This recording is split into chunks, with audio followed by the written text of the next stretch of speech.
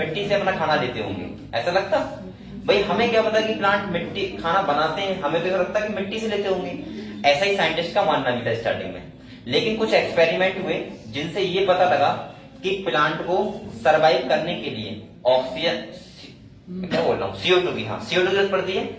दूसरा मैं बोल सकता हूँ प्लांट को क्लोरोफिल की जरूरत पड़ती है। तीसरा मैं बोल सकता हूँ सनलाइट होना चाहिए, और चौथा बोल सकता हूँ क्या होना चाहिए, वाटर होना चाहिए। ठीक है, हम लोगों ने देखा जैसे प्रेस्टे एक साइंटिस्ट ने एक्सपेरिमेंट दिया था, बेल जार एक्सपेरिमेंट, जहां उन्होंने बताया था कि जो प्लांट होते हैं वो एटमॉस्फेयर को क्या करते हैं, प्योर करते हैं, जिससे कोई भी वहां पे सरवाइव कर पाए। और उन्होंने बाद में ऑक्सीजन की डिस्कवरी भी की थी।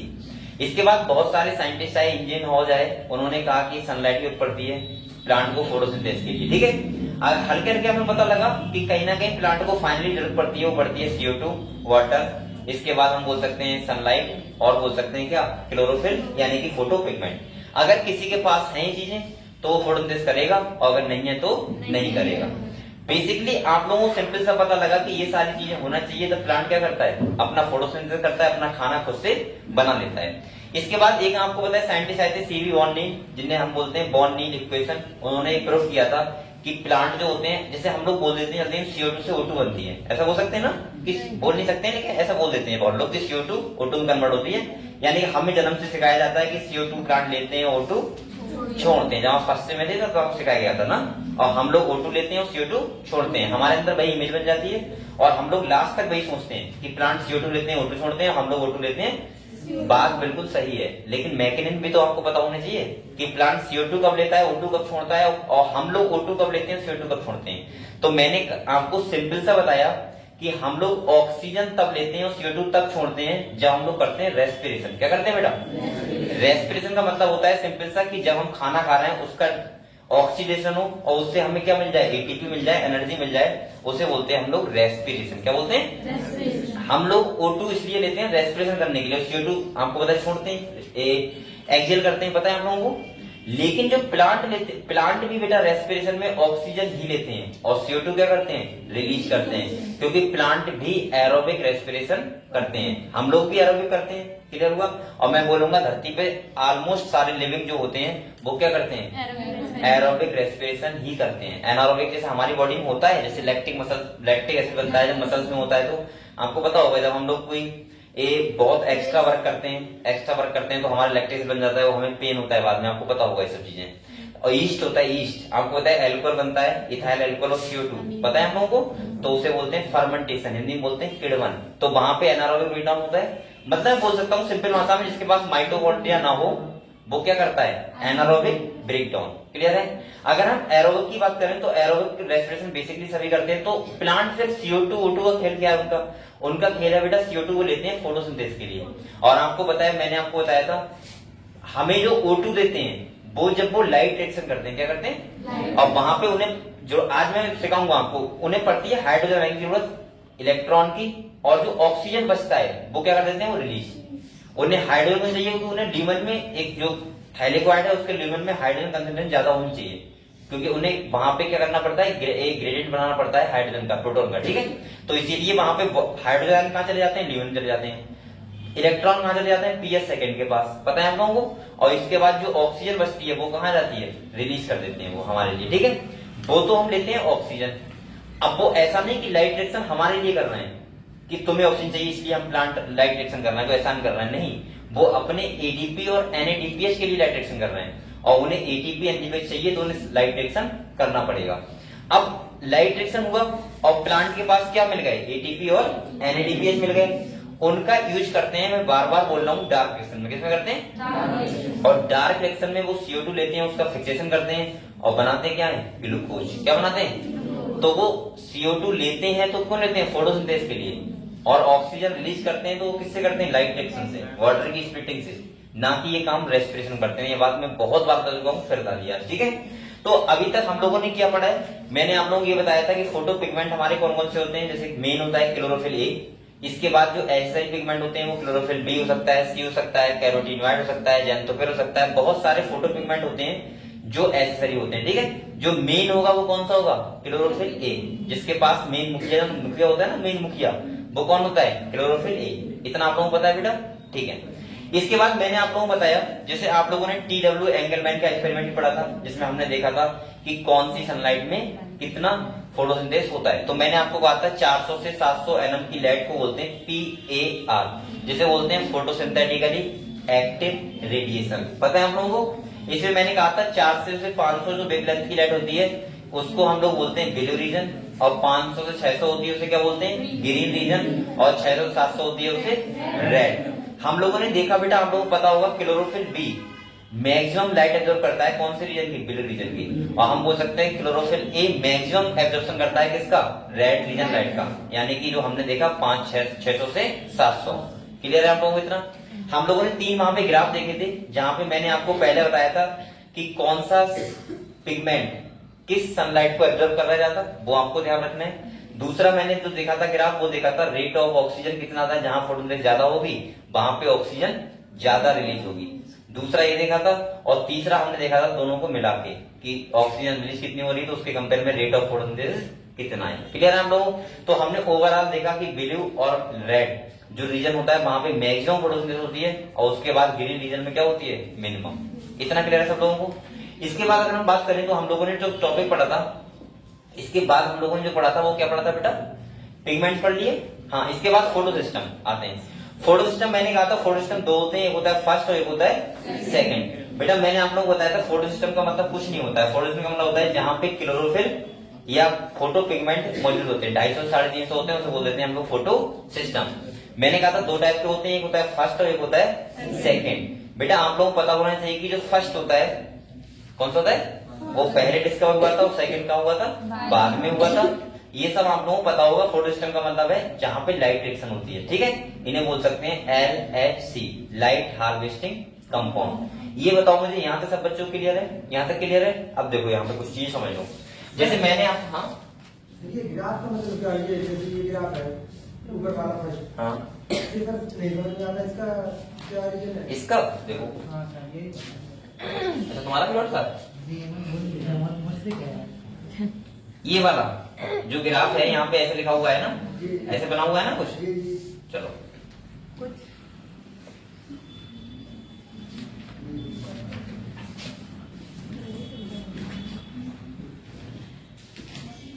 ऐसे ही होगा ना कुछ।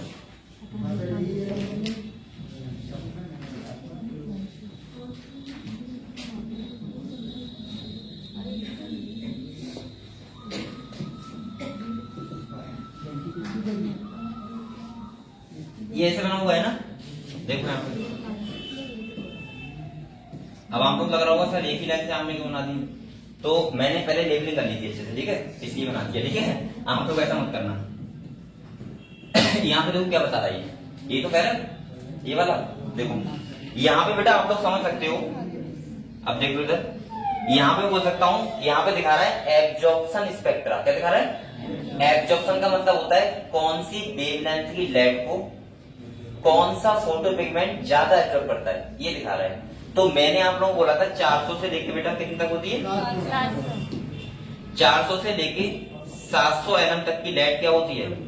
एब्जॉर्ब होती है, सही है।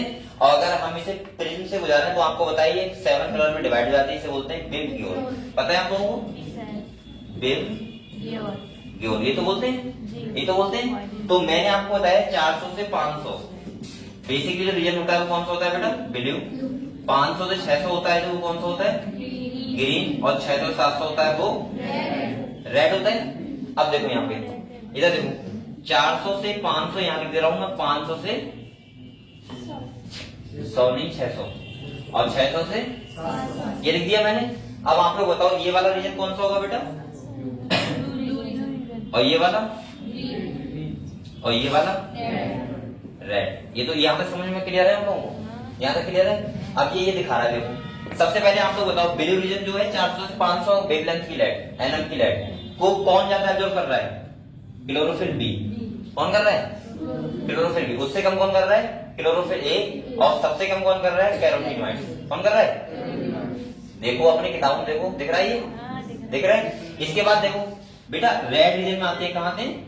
रेड रीजन देखना, क्लोरोफिल ए मैक्सिमम कर रहा है, और इसके बाद क्लोरोफिल बी क्या कर रहा है? कम। और कैरोटीनॉइड बिल्कुल नहीं कर रहा है। यानी कि इसका मतलब ये पता लगता है कि जो कैरोटीनॉइड पिगमेंट हो गए वो 600 से 700 एनएम की लाइट को एब्जॉर्ब नहीं करेंगे। क्लियर हुआ? और इसके बाद मैं बोल सकता हूं कि 500 से 600 जो एनएम की लाइट होती है यानी ग्रीन रीजन, वहां पे ना तो क्लोरोफिल ए बहुत ज्यादा एब्जॉर्ब करता है, ना ही बी करता है, ना ही बात हो रही है कैरोटीन करता है। यानी कि मैं ऐसे बोल सकता हूं कि यहाँ पे इसी यही कारण है कि बेटा ग्रीन रीजन की लाइट ज्यादा फोटोसिंथेसिस नहीं करती है। समझ गए हम लोग? तो ये बता रहा था, बस और क्या बता रहा है। आप लोग ध्यान रखना है, ब्लू रीजन में ध्यान रखना क्लोरोफिल ए मैक्सिमम, और रेड रीजन में ध्यान रखना क्लोरोफिल सॉरी यहाँ ध्यान रखना क्लोरोफिल बी, और रेड रीजन में ध्यान रखना क्लोरोफिल। बस क्लियर? बताओ। अरे बेटा मुझे क्या देख रहे हो? यहाँ देखो, क्लियर हुआ? एक बार और बता। अरे यहाँ पे ये दिखा रहा है बेटा कौन से एनएम की वेवलेंथ की लाइट, सही है? ठीक है, ज्यादा एब्जॉर्ब हो रही कौन से पिगमेंट से? डाउट यही उसका वही तो यहाँ देखो क्लोरोफिल बी जो करता है, क्लोरोफिल बी मैक्सिमम करता है वो 400 से 500, और क्लोरोफिल ए करता है वो 600 से 700 मैक्सिमम। बस ध्यान, कैरोटीन खाली कौन सा करता है? 400 से 500 वाली, उसके बाद नहीं करता है। क्लियर हुआ? यहां तक क्लियर सब लोगों को? अब अगले बढ़ते हैं। चलो बेटा इसके बाद देखो, इसके बाद मैंने आप लोगों को एक थोड़ा सा मैं बता रहा हूँ आप लोगों को, जैसे मैंने अभी बताया आपको कि कौन सी लाइट होती है, लाइट रिएक्शन। कौन सी होती है बेटा? लाइट रिएक्शन होती है, बताया आप लोगों को। लाइट रिएक्शन में मैंने कहा था क्यों होती है, क्योंकि यहाँ पे एटीपी बनते हैं और क्या बनते हैं? एनएडीपीएच बनते हैं। ठीक है, इसीलिए होती है लाइट रिएक्शन। जो मैंने आप लोगों को बताया था बेटा, यहाँ पे क्या चाहिए होता है? तो वाटर चाहिए होता है, दूसरा क्या? सनलाइट, और तीसरा क्लोरोफिल ए लिखता हूँ, मेन पिगमेंट है इसीलिए। ठीक है, फोटो पिगमेंट चाहिए हमें, ये चाहिए। यहाँ पे मैंने कहा था बेटा इस रिएक्शन होती है, इसमें क्या होता है? दो फेज होते हैं, एक होता है साइक्लिक, और ये कौन सा होता है? मैं बार बार इसे इसलिए पढ़ा रहा हूँ क्योंकि आप लोगों के माइंड में फंस नहीं पाएंगी चीजें। ठीक है, तो एक बार आप लोग कभी एक होता नहीं मूवी की तरह कॉन्टेंट तरीके से एकदम फ्रेम कर लो। अब यहाँ पे साइक्लिक को कौन सा होगा बेटा? Non cyclic. आपको पता है इन्हें बोलते हैं फोटो फॉस्फोराइलेशन। क्या बोलते हैं? फोटो फॉस्फोराइलेशन मतलब पता है क्या होता है? देखो यहाँ देखो, फोटो का मतलब क्या होता है? लाइट, और फॉस्फोराइलेशन मतलब होता है इनऑर्गेनिक फॉस्फेट का ऐड होना, तभी तो एटीपी बनेगा। अरे एडीपी में जब इनऑर्गेनिक फॉस्फेट जुड़ता है तो क्या बनता है? एटीपी। क्या बनता है बेटा? एडीपी है, उसमें साथ में क्या जुड़ता है? इनऑर्गेनिक फॉस्फेट, तो क्या बनता है? एटीपी। और यही तो हमारा एनर्जी मॉलिक्यूल होता है, और इसी को, इस प्रोसेस को तो बोलते हैं फोटो फॉस्फोराइलेशन, यानी सनलाइट की प्रेजेंस में फॉस्फोराइलेशन। बस अब ये दो टाइप से होता है, होता है साइक्लिक, होता है नॉन साइक्लिक। समझ गए हम लोग? बेटा यहाँ पे देखो, मैंने कहा था नॉन साइक्लिक बारे में क्या होती है? वाटर की स्प्लिटिंग होती है। क्या होती है? स्प्लिटिंग होती है, और यहाँ से क्या बनता है? ऑक्सीजन रिलीज होता है। बकाया बनता तो बहुत कुछ है, बाद में बात करेंगे। ये रिलीज हुआ ऑक्सीजन, और ये कहाँ मिलता है? हमें मिलता है एटमॉस्फेयर में जाता है। दूसरा मैंने कहा था सनलाइट की प्रेजेंस में, और इस क्लोरोफिल एक क्या करता है? सनलाइट को एब्जॉर्ब करता है। और उसके बाद मैं बोल सकता हूँ कि यहाँ से हमें एटीपी मिलते हैं, और बेटा क्या मिलते हैं? एटीपी और एनएडीपीएच, ये तो मिलते हैं। यहाँ तो ईटीएस होता है, इलेक्ट्रॉन ट्रांसपोर्ट सिस्टम। और अभी मैं बताऊंगा एटीपी कैसे मिलते हैं, जो हम लोग पढ़ेंगे कीमो ऑस्मोटिक हाइपोथेसिस अभी इसके बाद। अब एक इनका यूज कहाँ होता है बेटा? किसमें होता है? डार्क रिएक्शन में। कहाँ होता है बेटा? डार्क रिएक्शन में। और आपको बताया डार्क रिएक्शन का मतलब होता है जहां पे CO2 की प्रेजेंस में क्या बनता है? अब मैं ये बार बार बात नहीं बताऊंगा, बहुत बार बताऊंगा। समझ गए? ग्लूकोज बन गया, और प्लांट को एक तो बनाना है। और ये जो ग्लूकोज बनता है डार्क रिएक्शन होती है, तीन टाइप से होती है, एक C3 तो हम लोगों ने आज, आप लोग बताओ, जो लास्ट पढ़ा था हम लोगों ने, वो साइक्लिक और नॉन साइक्लिक तो पढ़ लिया था? पढ़ लिया था बेटा। एक बार मैं अभी रिवीजन करवाऊंगा आपको, ठीक है? इसके बाद ये सुनो, इसके बाद मैं आपको बताऊंगा कि वहां पे ईटीएस जो होता है, ईटीएस माइटोकॉन्ड्रिया में होता है। ध्यान पता है आपको? माइटोकॉन्ड्रिया में, तभी तो हम बोलते हैं माइटोकॉन्ड्रिया को powerhouse of the cell. इसे भी बोल सकते हैं, लेकिन यहाँ पे एटीपी उसी में खर्च हो जाते हैं। किसमें खर्च हो जाते हैं? डार्क रिएक्शन में। अगर डार्क रिएक्शन ना होती प्लांट में, तो ये एटीपी प्लांट के यूज में आते हैं। तो हम लोग प्लांटों में बोलते हैं कि माइटोकॉन्ड्रिया और क्लोरोप्लास्ट दोनों ही होते हैं पावर ऑफ द सेल, लेकिन हम ऐसा नहीं बोलते हैं। खाली किसे बोलते हैं? माइटोकॉन्ड्रिया को। इसीलिए बोलते हैं क्योंकि आपको पता है कि यहाँ के जो एटीपी एनएडीपी होंगे वो क्या हो जाएंगे, खर्च हो जाएंगे किसमें, डार्क रीजन में। समझ गए आप लोग इतनी बात, यहाँ तक क्लियर है सब लोगों को? ठीक है, तो एक बार मैं आपको साइक्लिक और नॉन साइक्लिक में डिफरेंस बता दूं, ठीक है? सुनो, लिख के बताऊं ऐसे बताऊं, ऐसे बताऊं? क्या है, लिख के बताऊं, लिख के बताऊं? अच्छा, बहुत बढ़िया। ठीक है बेटा, देखो मैं आपको ऐसे बोल सकता हूँ कि आप लोगों को पता है, मैंने कहा था फोटो फॉस्फोराइलेशन का मतलब होता है सनलाइट की प्रेजेंस में जब एडीपी के साथ इनऑर्गेनिक फॉस्फेट जुड़ता है तो उसको वो बनता है क्या है, एटीपी। सही है, उसको बोलते हैं फोटो फॉस्फोराइलेशन, जो दो टाइप से होता है, एक होता है साइक्लिक और एक होता है नॉन साइक्लिक। मैंने कहा था देखो आप लोग एक इमेज बनाया करो, ऐसा नहीं होता है कि आप लोग पता है खाली अगर आप लोग किसी की इमेज नहीं बनाओगे तो समझ कैसे पाओगे, ऐसे मत समझा करो कि हाँ लिखा हुआ तो है कहीं पे, सोचा करो साइक्लिक कैसे हमने लिखा था। अब देखो मैंने कहा था साइक्लिक में ओनली एक ही फोर स्टेप इन्वॉल्व होता है, वो कौन सा होता है, पीएस फर्स्ट। कौन सा होता है, इसको हम साइक्लिक क्यों बोल रहे हैं, क्योंकि यहाँ के इलेक्ट्रॉन पीएस फर्स्ट से जाके और कहा जाते हैं, फोटो सिस्टम के पास आ जाते हैं, इसीलिए उसको बोलते हैं साइक्लिक। क्या बोलते हैं, इतना क्लियर है? दूसरा मैंने कहा था बेटा यहाँ पे पीएस फर्स्ट इन्वॉल्व होता है, यहाँ फर्स्ट यानी कि हम बोल सकते हैं प्राइमरी इलेक्ट्रॉन एक्सेप्टर होता है, इसे क्या बोलते हैं, फेराडॉक्सिन। क्या बोलते हैं, फेराडॉक्सिन बोलते हैं। और इसके बाद वो जाता है फेराडॉक्सिन से कहा, ईटीएस में, और उसके बाद वापस आ जाता है किसके पास, पीएस फर्स्ट के पास। इसीलिए साइक्लिक मैनर में हो रहा है इलेक्ट्रॉन ट्रांसपोर्ट, तो हम बोल सकते हैं यहाँ पे क्या बोल सकते हैं, साइक्लिक। आप लोग बताओ क्या यहाँ वाटर की स्प्लिटिंग हुई, क्या यहाँ ऑक्सीजन लिबरेशन होगा, यहाँ क्या एनएडीपीएच बनेंगे, नहीं, यहाँ कुछ भी नहीं होगा। तो मैं बोल सकता हूँ पहला डिफरेंस नहीं बोलूंगा, पहले प्रोसेस सुनो। पहला पीएस फर्स्ट ओनली इन्वॉल्व होता है, दूसरा आपको ध्यान रखना है प्राइमरी इलेक्ट्रॉन एक्सेप्टर कौन होता है, फेरिडॉक्सिन, तीसरा वाटर की स्प्लिटिंग नहीं होती है, चौथा एनएडीपीएच का फॉर्मेशन नहीं होता है, किसका होता है, ओनली एटीपी का। समझ गए? तो ये बस ध्यान रखना है आपको, बात खत्म। अब आ जाओ नॉन साइक्लिक पे। नॉन साइक्लिक का मतलब होता है कि इलेक्ट्रॉन वापस साइकिल नहीं होगा, मतलब वापस उसके पास नहीं आएगा। तो यहाँ पे इलेक्ट्रॉन, अब देखो ये तो किसी के पास से इलेक्ट्रॉन जाते हैं तो उसे इलेक्ट्रॉन देने होते हैं ना, तो वो कौन देता है, वाटर की स्प्लिटिंग जो होती है, वहां से इलेक्ट्रॉन जाते हैं किसके पास, पीएस सेकंड के पास। पता है हम लोगों को, पीएस सेकंड, यहाँ पे पीएस फर्स्ट पीएस सेकंड दोनों इन्वॉल्व होते हैं किसमें, नॉन साइक्लिक में। इसको हम लोग जेड स्कीम बोलते हैं। क्या बोलते हैं, जेड स्कीम। दूसरा मैंने कहा था यहाँ पे एटीपी एनएडीपीएस दोनों बनते हैं।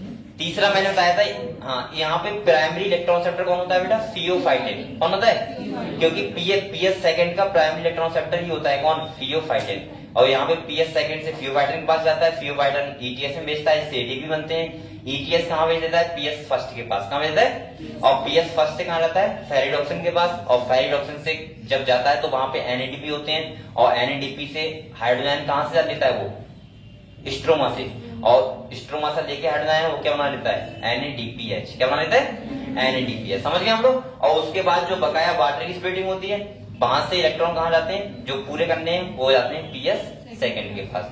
ये तुम्हारा था नॉन साइक्लिक। कौन सा? तो डिफरेंस देखो दोनों में, पीएस फर्स्ट में सॉरी साइक्लिक में only PS first, non cyclic में दोनों पीएस फर्स्ट और पीएस सेकंड दोनों। साइक्लिक में वाटर स्प्लिटिंग नहीं हो रही है, नॉन साइक्लिक में हो रही है। मैं इसमें आ रहा हूँ तो सही। इसके बाद होता है, इसके बाद सुनो, इसके बाद मैंने कहा था यहाँ पे साइकिल होता है, वहां पे नॉन साइकिल मतलब साइकिल नहीं होते हैं। ठीक है, तीसरा बेटा ये सब देखना पड़ता है हम लोग, ये नहीं कि मुझे दिखाने के लिए देखना पड़ रहा है वो मुझे पता है, लेकिन यहाँ पे ऐसा होता है कोई वीडियो देखता है ना और तुम वहां दिख ही नहीं रहा, तुम्हारी खाली आवाज आ रही है, तो वो अच्छा नहीं लगता है वीडियो देखते, एक होता है ना इंप्रेशन नहीं आता है, तो वो मैं सोच सकता हूँ। तो यहाँ पे देखो दूसरा मैं बोल सकता हूँ कि साइक्लिक जो होता है वहां पे वाटर स्प्लिटिंग नहीं होती है, नॉन साइक्लिक में होती है। साइक्लिक में ओनली एटीपी बनते हैं, वहां पे एटीपी एनएडीपीएच दोनों बनते हैं। इसके बाद क्या होता है, हाँ और बताओ, ऑक्सीजन लिबरेशन नॉन साइक्लिक में होगा, साइक्लिक में नहीं होगा। अगर आपको इतना आता है तो एक बार जल्दी से देख लो, रिवाइज कर लो, अगर किसी को डाउट हो तो मुझसे पूछ लो। फिर हम लोग पढ़ते हैं कीमो ऑस्मोटिक हाइपोथेसिस। अच्छा, इसका इफेक्ट देखो ऐसे होता है, मैं आपको बताऊं, अपना अपना पता होता है सब लोगों को। जैसे आपने देखा होगा अगर किसी की व्हाट्सएप में डीपी नहीं लगी है तो आपको ऐसा लगता होगा, पता नहीं बात तो कर रहा हूँ लेकिन फील नहीं आ रहा है ना, ऐसा लगता है सही बताना कहते, बिल्कुल ऐसा लगता है अजीब टाइप का, तो वो एक चीज होती है थोड़ा सा। अरे ऐसा होता है, उसमें क्या दिक्कत है, हर किसी को होता है, लगता है। प्राइवेसी नाम की, कहते हैं टीपी से क्या प्राइवेसी। आजकल तुम इतने विख्यात हो, हर जगह इतने इतने तरीके से तुम लोग सोच सकते हैं। अगर तुम ये सोच सकते हो कि हमारी प्राइवेसी प्राइवेसी क्या होती है, तुम्हारी क्या प्राइवेसी है, तो अगर तुम्हें लोग सर्च करना चाहे तो हर जगह मिल जाओगे, कहाँ नहीं मिलोगे। अरे आजकल हर कोई यूज कर रहा है सब कुछ। लोग बेटा ऐसा पता लगा लेते हैं दोस्तों के दोस्तों के दोस्तों के दोस्तों से यही सब देख के मैच्योर देख के मैच्योर देख के मैच्योर देख के चले जाते हैं वहां तक, समझ रहे हो।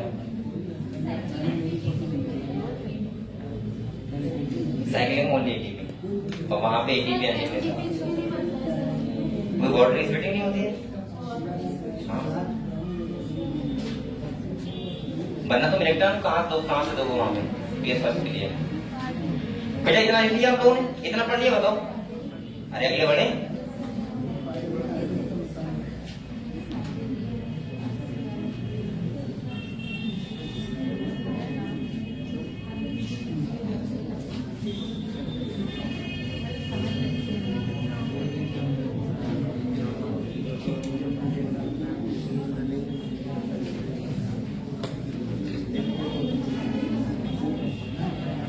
चलो अब हम लोग बेटा, चलो मैं नहीं सब यहाँ बैठा।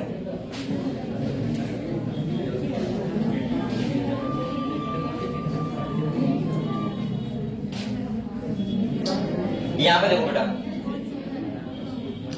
मैं ऐसे बोल सकता हूँ यहाँ पे कि साइक्लिक और नॉन साइक्लिक आपको समझ गया हूँ मेरे हिसाब से, ठीक है। एक बार अब मैं पढ़ाऊंगा आपको, नया टॉपिक है जिसको बोलते हैं कीमो ऑस्मोटिक हाइपोथेसिस। क्या बोलेंगे बेटा, पहले समझ लो कीमो ऑस्मोटिक हाइपोथेसिस है क्या, सही है।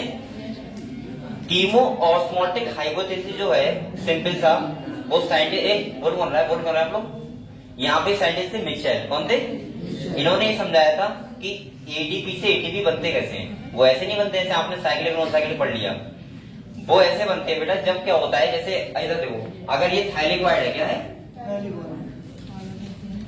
ये थाइलिक्वाइड तो है, ऐसे आपको बता हुआ बहुत सारे थाइलिक्वाइड लग जाते हैं तो क्या बोलते हैं उसे, गिरेनम। क्या बोलते हैं, गिरेनम। आप लोग पता है पीएस फर्स्ट और पीएस सेकंड यही तो होते हैं। आउटर पे कौन होता है, पीएस फर्स्ट, और इनर पे कौन होता है, पीएस सेकंड। ये तो होता है, ध्यान समझना। इधर देखो होता क्या है बेटा, आप लोग पता होना चाहिए, थाइलिक्वाइड की जो थाइलिक्वाइड होता है वहां पे F1 F0 पार्टिकल लगे होते हैं। कौन लगे होते हैं, F1 F0 पार्टिकल। कोई बच्चा मुझे बताएगा F1 F0 पार्टिकल हमें और कहां पढ़ने को मिलेगा, माइटोकॉन्ड्रिया में ETS पढ़ेंगे तब, सही है, वहां भी होते हैं। इसीलिए यहाँ पे हम लोग बोलते हैं उन्हें F1 और F0 F2 नहीं। E का मतलब पता है क्या यहाँ पे, सॉरी E नहीं C बोलते हैं यहाँ पे, क्या बोलते हैं C, और C का मतलब यहाँ पे क्या है, क्लोरोप्लास्ट। क्या है, क्लोरोप्लास्ट। होता क्या है सुनो, ये F1 F0 पार्टिकल जो होते हैं ऐसे लगे हुए हैं, वहां मैं आपको बताऊंगा। यहाँ पे क्या होता है, एक एंजाइम होता है जिसे बोलते हैं ATPase। कौन सा बोलते हैं, ATPase। जब यहाँ से हाइड्रोजन आयन निकलेंगे तो ADP, कौन बेटा, ADP के साथ जुड़ जाएगा फॉस्फेट, ठीक है, इनऑर्गेनिक फॉस्फेट, और ATPase की प्रेजेंस में क्या बनाएगा, वो ATP बनाएगा। ये तब संभव है जब यहाँ पे हाइड्रोजन कंसेंट्रेशन क्या हो, ज्यादा, और बाहर क्या हो, कम हो। अब ये होता कैसे है, हमें ज्यादा करना है, कम कैसे होगी, तो सुनो, ये हाइड्रोजन थाइलिक्वाइड के ल्यूमेन के अंदर, ये क्या है बेटा, थाइलिक्वाइड का ल्यूमेन है, कौन है, और ये बाहर क्या है, ये स्ट्रोमा। हम लोग बात कहाँ की कर रहे हैं, हम लोग बात कर रहे हैं क्लोरोप्लास्ट की। तो ये थाइलिक्वाइड है, बाहर क्या है, स्ट्रोमा। अब यहाँ पे आप लोग देखो, दूसरा देखो, मैं ये बता रहा हूं, जब हम लोग इलेक्ट्रॉन का ट्रांसपोर्ट करते हैं, क्या करते हैं, इलेक्ट्रॉन का ट्रांसपोर्ट करते हैं, तो उसका मेन मकसद जो होता है वो होता है कि हाइड्रोजन कंसंट्रेशन अंदर ज्यादा करना, किसमें, इसमें थाइलिक्वाइड ल्यूमेन में, और बाहर क्या करना, कम। कैसे, देखो यहाँ पे देखो, आप लोग पता होगा मैंने जब NADPH बनाया था, क्या बनाया था, तो जो हाइड्रोजन लिया था वो आउटर सरफेस पे तो ऐसा होता है, NADP डायरेक्ट एंजाइम किस साइड होता है, आउटर साइड। कहाँ होता है, आउटर साइड, और आउटर होता है, तो हमने हाइड्रोजन यहाँ से लिए, तो इसका मतलब हाइड्रोजन कंसंट्रेशन हमने क्या कर दी, कम। क्या कर दी, कम। और दूसरा बेटा आपको बताया, जब वाटर की स्प्लिटिंग होती है वो कहाँ पे होती है, ल्यूमेन में। कहाँ होती है, और जब वाटर की स्प्लिटिंग होती है तो वहां पे क्या बनते हैं, हाइड्रोजन आयन। इसका मतलब यहाँ पे हाइड्रोजन आयन क्या होंगे, ज्यादा। क्या होंगे, ज्यादा। दूसरा सुनो, जब हम ETS करते हैं, इलेक्ट्रॉन का ट्रांसपोर्ट करते हैं, तो हमेशा यहाँ से बाहर से जो यहाँ पे एक होता है यूबिक यूनिट, नहीं यूबिक यूनिट, यूक्यू, तो वो क्या करता है, उसके पास कैपेबिलिटी होती है हाइड्रोजन को अंदर भेजने की।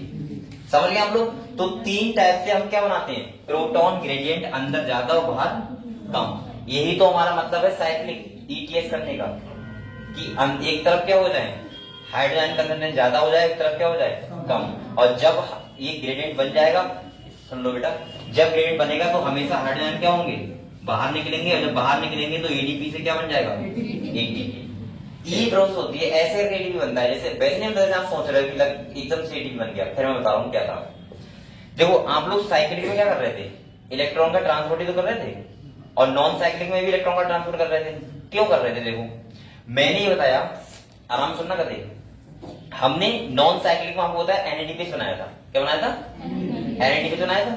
और आप लोगों को ये भी पता है बेटा कि हमने जो बॉर्डर की क्या की थी, स्प्लिटिंग। ये सब हम इसलिए कर रहे हैं, एक तो हम इलेक्ट्रॉन दे रहे हैं पीएस सेकंड को, पहली बात, और दूसरा इसलिए कर रहे हैं कि ये सब चीजें कि ल्यूमेन के अंदर प्रोटॉन ग्रेडियंट ज्यादा हो जाए, यानी कि प्रोटॉन कंसंट्रेशन क्या हो जाए ज्यादा, हाइड्रोजन कंसंट्रेशन, और अंदर वो बाहर क्या रहे कम। यानी कि मैं बोल सकता हूं कि स्ट्रोमा साइड में कम रहे और ल्यूमेन साइड में क्या हो जाए ज्यादा।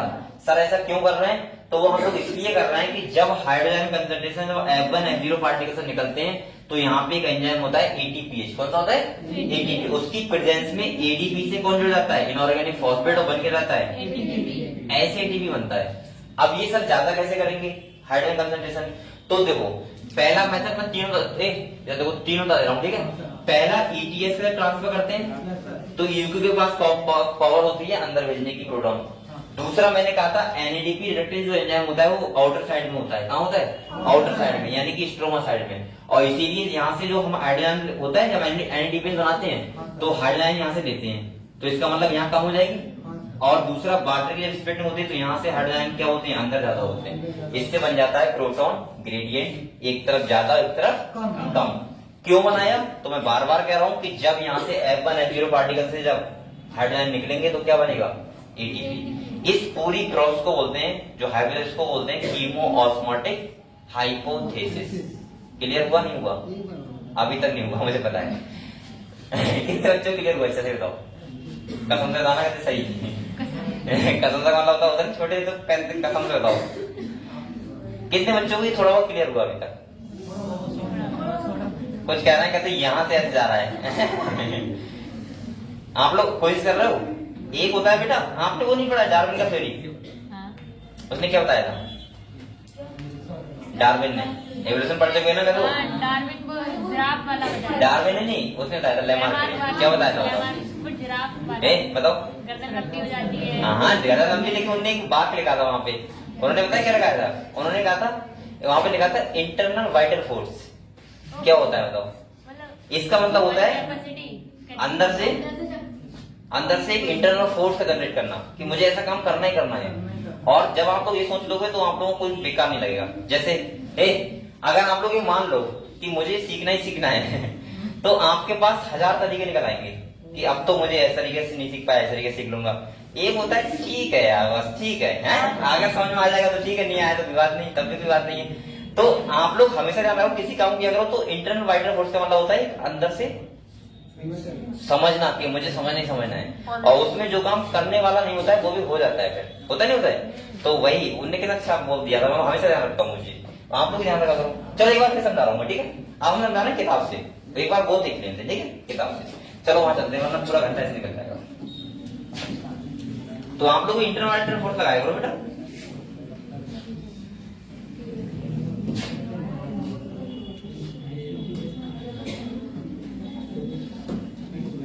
क्या पढ़ रहे थे हमको? बताओ।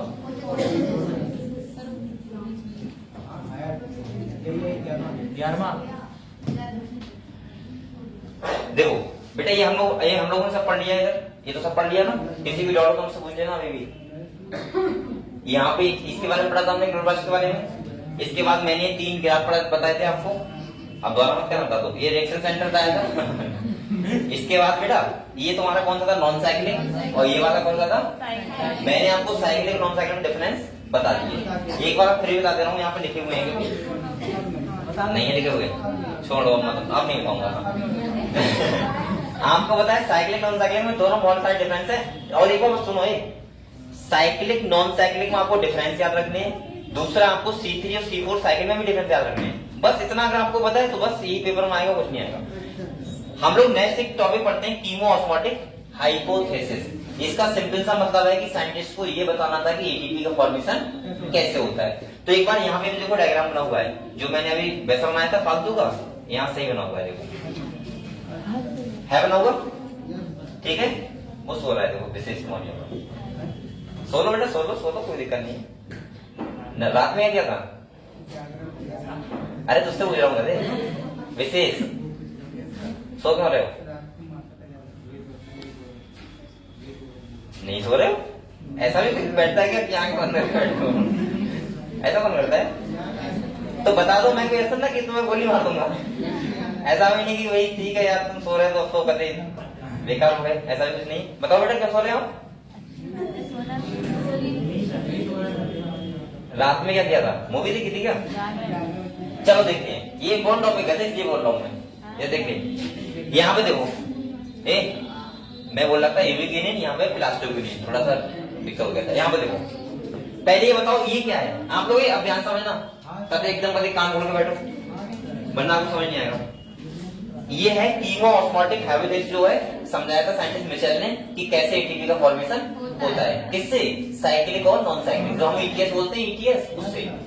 देखो होता क्या बेटा, जो देखो अगर आप लोगों को साइक्लिक नॉन साइक्लिक अच्छे से बताए तो देखो सब कुछ यहाँ लिखा हुआ है कैसे। देखो सबसे पहले आप लोग बताओ पीएस सेकेंडरी सनलाइट आई थी, अच्छा ये क्या है, ये है थाइलिक्वाइड, सही है। अब आपको समझ में ये भी आ जाएगा कि वो कहाँ रहा था वो सब चीजें। ये थाइलिक्वाइड हो गया, ये थाइलिक्वाइड का क्या है, ल्यूमेन, और ये बाहर की साइड में क्या है, स्ट्रोमा, क्या है बेटा, स्ट्रोमा, सही है। इतना कह रहा है आप लोगों को भी, हमने थाइलिक्वाइड ले लिया, ये उसकी आउटर मेम्ब्रेन है और क्या है, इनर। अच्छा ये बताओ मुझे, मैंने आप लोगों को कहा था पीएस फर्स्ट होता है जहां पे फोटोपिगमेंट होते हैं, और कौन सा होता है, पीएस सेकंड होता है, ये आपको पता है। अब आप लोग इमेजिन करना, जो हमने नॉन साइक्लिक पढ़ा था उसको देखो। सबसे पहले सनलाइट आया था पीएस सेकंड के पास, आया था ना, पीएस सेकंड के पास सनलाइट आया था, और वहां से इलेक्ट्रॉन ट्रांसफर हुए थे, और उसके बाद वो सबसे पहले किसके पास गए थे, प्लास्टोक्विनिन, यानी कि मैं बोल सकता हूँ पीएस सेकंड का जो फर्स्ट इलेक्ट्रॉन एक्सेप्टर होता है वो कौन होता है, थियोफाइटिन।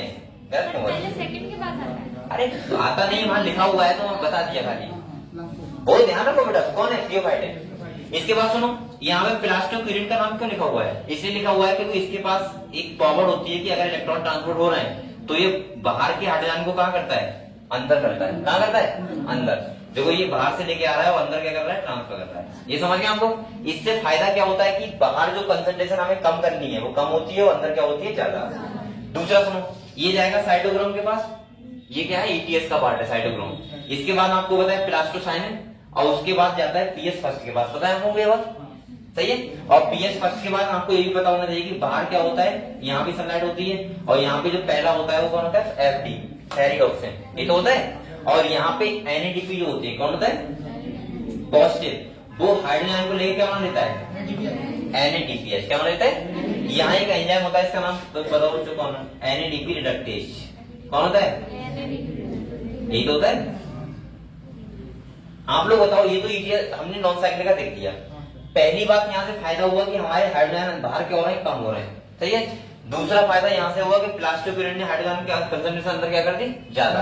अब इसको इलेक्ट्रॉन चाहिए ना, जो अभी ट्रांसफर हुए, तो वो कहाँ से मिलेंगे, वाटर से। वाटर की स्प्लिटिंग हुई तो आपको बताया, देखो एक तो ऑक्सीजन जो आएगा वो कहाँ आएगा, एटमॉस्फेयर में, कहाँ आएगा बेटा, यहाँ से इलेक्ट्रॉन ट्रांसफर हो जाएंगे यहाँ के लिए, पीएस सेकंड के लिए, और जो बचा हाइड्रोजन है वो अंदर देखो ज्यादा हो रहे हैं। तो इसका मतलब ओवरऑल क्या हुआ कि हाइड्रोजन आयन की हाई कंसंट्रेशन मैंने कर ली, और बाहर क्या हो जाएगी, लो, अंदर ज्यादा और बाहर लो। अब क्या होगा, आप लोग बताओ, कोई चीज ट्रांसपोर्ट होती है वो तभी तो होती है जब एक तरफ उसकी कंसंट्रेशन ज्यादा हो और एक तरफ क्या हो, कम हो। तो अब मूवमेंट होगा हाइड्रोजन का high concentration to low concentration. उससे फायदा क्या मिलेगा, यहाँ पे देखो, यहाँ पे बेटा F0 और F1 पार्टिकल होते हैं, ये है, सही है। और यहाँ C को लिखा है, इसका मतलब है क्लोरोप्लास्ट, क्या है, CF0 CF1, ठीक है, इसलिए लिखा है। बकाया माइटोकॉन्ड्रिया यहाँ पे सेम होते हैं, ठीक है। अब देखो यहाँ पे जब यहाँ पे हाइड्रोजन निकलते हैं, निकल रहे हैं, मूवमेंट हो रहा है, तो यहाँ पे एक एंजाइम होता है एटीपी सिंथेटेज या एटीपी सिंथेज, ये एटीपी बोल दो। तो यहाँ से एडीपी से इनऑर्गेनिक फॉस्फेट जुड़ता है और क्या बनता है, बस ऐसे एटीपी बनते हैं, क्लियर। यानी कि मैंने बोला कि हमें खाली इतना करना है, थायराइड के ल्यूमेन के अंदर हाइड्रोजन कंसंट्रेशन हमें ज्यादा करनी है और बाहर क्या करनी है, कम।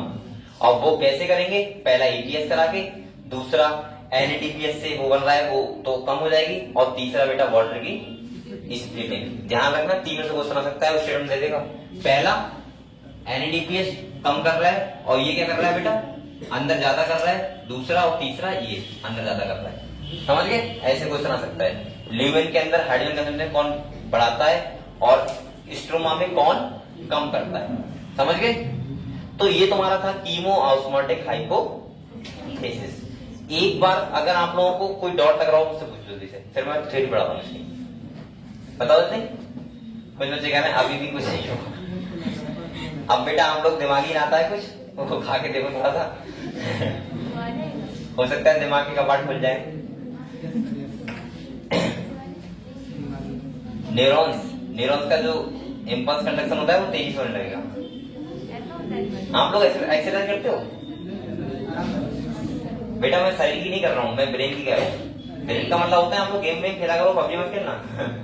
गेम का मतलब होता है एक्टिव रखना अपने माइंड को। एक्टिव का मतलब तो वैसे सकते हो, अखबार पढ़ सकते हो, कोई बुक पढ़ सकते हो। अखबार पढ़ने से बेटा ये तो तरीका होता है, और क्या तुम्हें क्या लग रहा है माइंड हमारा कैसे बढ़ता है। अखबार पढ़ने से वही माइंड का मतलब होता है जिस आपने देखा होगा, अगर कोई बेटा सुनो, पहले सुन लो, जो अगर कोई बहुत जिसके अंदर नॉलेज है तो वो पर्सन कभी खाली बैठना पसंद नहीं करेगा उसका। बेटा आपने देखा होगा बहुत सारे लोग डीएम बनने के बाद भी किताबें पढ़ते हैं। आप लोगों को आज लगता है कि किताबें क्यों पढ़े, पढ़ना बहुत जरूरी है। पढ़ने का मतलब है कि आपका माइंड ऐसा होना चाहिए, आप फ्री मत बैठो, मतलब कुछ ना कुछ एक्टिविटी होनी चाहिए। और अगर आप, अब बुरा बात का मतलब ये नहीं कि आप लोग वो नहीं कर रहा हूँ, आप लोग को सिंपल बता रहा हूँ कि आप लोग, एक होता नहीं है जैसे आपने बच्चे दो तरह देखे होंगे, एक बच्चे वो देखे होंगे जो बहुत ज्यादा एक्टिव होते हैं, उनसे पूछो तुम्हारा नाम क्या है तो वो अपना नाम तो बताएंगे, साथ में पापा का भी नाम बता देंगे, स्कूल का भी बता देंगे, और वो साथ में भी कह देंगे चाचू ये सब वो सब, ठीक है। और गलत एक्टिविटी भी कर देंगे, जैसे मान लीजिए आप बिस्किट खा रहे हो वो भी छीन के भाग जाएंगे। एक बच्चा वो होता है जो कतई सोचते, उससे पूछा तुम्हारा नाम क्या है, रोने लगा। उससे पूछा पापा का नाम क्या, रोने लगा। उससे पूछा बेटा इधर आओ ना, तो सर वो भी तो एक्टिविटी कर रहा है। सुनो, वो एक्टिविटी नहीं कर रहा है, उसका माइंड ही नहीं चल रहा है। सुनो, उससे कहो बेटा इधर आना, तो तुम्हारे ऐसे दूर भागेगा जैसे तुम करंट मार रहे हो उसके, पता नहीं मम्मी के पास। और सिंपल सा उसकी मम्मी भी ऐसी होती है कि वो भी एक ही बात बोलती है कि हमसे शर्मा रहा है, ये नहीं बताती कि हमारा बच्चा इतना इनएक्टिव है, मतलब शर्मा रहा है। शर्मानी कौन, जो एक्टिव बच्चे होते हैं वो कभी नहीं शर्माते किसी से, वो सबके सामने एक्टिविटी करते हैं, मेहमान आ जाए कोई भी आ जाए। और तुमने जो गधे बच्चे देखे होंगे, गधे का मतलब ये होता है वो इतना लो रहता है, इतना लो रहता है, कहते सुस्त टाइप से। और वो बच्चे बहुत बेकार लगते हैं, और वो रहते हैं किसकी वजह से, पेरेंट्स की वजह से। उनके पेरेंट्स ही इतनी केयर नहीं कर पाते अपने बच्चे की कि नॉर्मली वो इतना एक्टिव रहे, समझ गए। दूसरा सुनो, तो अब जो बच्चा लो रहेगा ना स्टार्टिंग से, जैसे बहुत सीधा होगा, उस टाइप के बच्चे बहुत आगे जाके बहुत ज्यादा पढ़ाई नहीं कर पाते।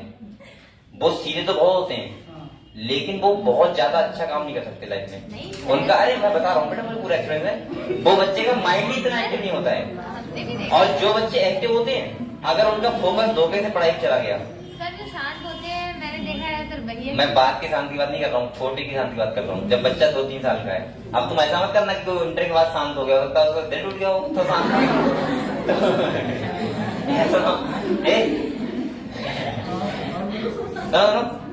तो उसने वही मूवी देख ली हो, कौन सी, शादी जरूर आना। तो अरे वो है नहीं मूवी, उसमें आई सुन जाता है उसके बाद।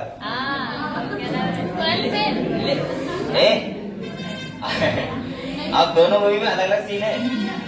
एक आपने देखा होगा शादी में जरूर आना, उसमें सॉन्ग है ठुकरा के मेरा है। तो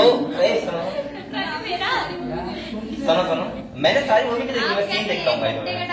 हाँ तो मैं सीन देखता हूँ बीच बीच में जहाँ अच्छे लगते हैं। ए, सुनो सुनो, तो वह ये सुनता है और 12th फेल में दिखाया गया है कि उसकी क्या साथ देती है, उसकी फ्रेंड साथ देती है, तो वही सुनता है। अब दोनों का आपको पता है कि क्या चलता है, वो पता नहीं क्या चलता है कौन से फायदा है कौन से नुकसान है। लेकिन बेसिकली फायदा नुकसान मत देखो, बेसिकली देखो अपनी पढ़ाई, ठीक है। मेन क्या है, पढ़ाई करना है। यहाँ पे देखो बेटा, तो ये समझ गए आप लोग, नहीं समझेगा तो यहाँ पे सिंपल सा मतलब है। अब बोलो मत बेटा, बता दिया आपको। इधर देख लो, मैंने आपको बताया थायलेक्वाइड के ल्यूमेन के अंदर एक तो क्या होता है, ल्यूमेन के अंदर हाइड्रोजन कंसंट्रेशन क्या होनी, ज्यादा होनी चाहिए और बाहर क्या होनी चाहिए, कम। जिससे जब ग्रेडियंट ब्रेक डाउन होता है और हाइड्रोजन पास होते हैं F1 H तो वहां क्या बनते हैं, एटीपी। क्या बनते हैं, और एटीपी बनेंगे, हमें एटीपी चाहिए। अब लाने बढ़ो, बातें मत करो, बातें मत करो। सब लोग मूवी चले गए। देखो क्या क्या लिखा हुआ है, देखते हैं। देखिए बेटा, देखो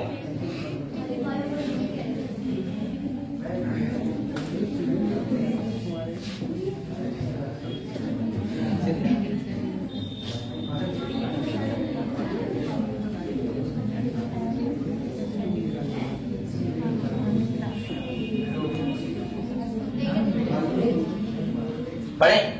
तो यहाँ पे हम लोग पढ़ना है कीमो ऑस्मोटिक हाइपोथेसिस। देखो अब बातें मुझको लाइन पढ़ लो क्या था।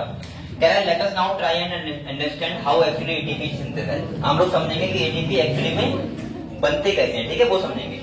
कह रहा है इन द क्लोरोप्लास्ट, कहां पे बेटा, क्लोरोप्लास्ट में। कह रहा है द कीमो ऑस्मोटिक हाइपोथेसिस। बेटा ये बोलो मत, मैंने खुद ही क्या बोलते हुए तो दिक्कत रहेगी फिर। Chemiosmotic hypothesis has been put forward the explain the mechanism. मैंने क्या बोला कि कीमो ऑस्मोटिक हाइपोथेसिस होता है, वो समझाता है हमें कि एटीपी का फॉर्मेशन कैसे होता है।